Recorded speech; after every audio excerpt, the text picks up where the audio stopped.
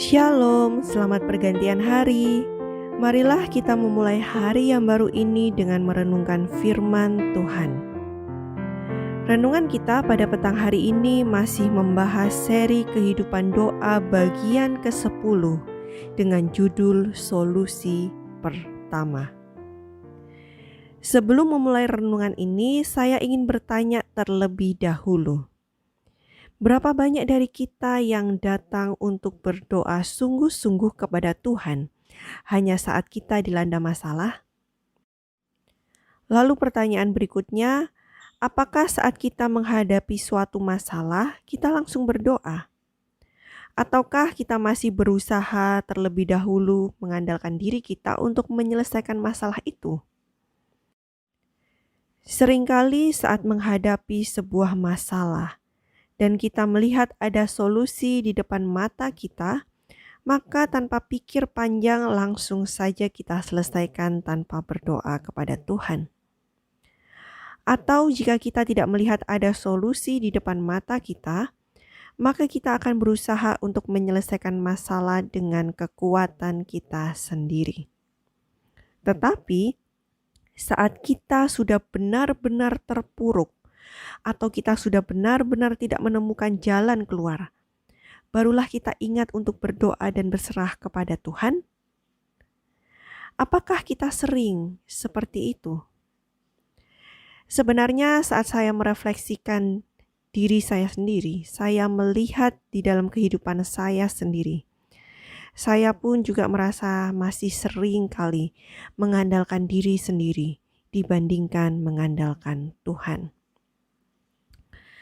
Ada dua ayat yang ingin saya sharing, saya bagikan, yang dicatat oleh Yeremia di dalam Yeremia pasal yang ke-17 ayat 5 dan 7. Beginilah firman Tuhan. Terkutuklah orang yang mengandalkan manusia, yang mengandalkan kekuatannya sendiri, dan yang hatinya menjauh daripada Tuhan.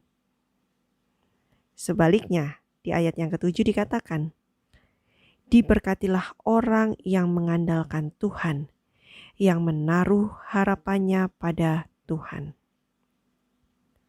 Oleh karena itu, marilah kita sama-sama belajar agar tidak mengandalkan diri kita sendiri. Dan janganlah kita menjadikan doa sebagai solusi yang terakhir dalam kehidupan kita. Tetapi jadikanlah doa sebagai solusi yang pertama saat sebuah masalah itu muncul dalam kehidupan kita. Tidak heran banyak teladan dari tokoh-tokoh yang ada di dalam Alkitab yang memilih untuk berdoa terlebih dahulu, memilih berdoa sebagai solusi utama. Seperti Yesus, Nehemia, Daniel, ada jemaat mula-mula dan lain-lainnya. Mereka menjadikan doa sebagai solusi utama. Ingatlah bahwa Yesus sendiri berkata di dalam Matius 11 ayat yang ke-28. Marilah kepadaku, semua yang letih lesu dan berbeban berat. Aku akan memberi kelegaan kepadamu. Kiranya renungan pada petang hari ini mengingatkan kita untuk menjadikan doa sebagai solusi pertama kita, bukan solusi terakhir kita. Dan ingatlah, ayat 28 tadi, Matius 11 ayat yang ke-28.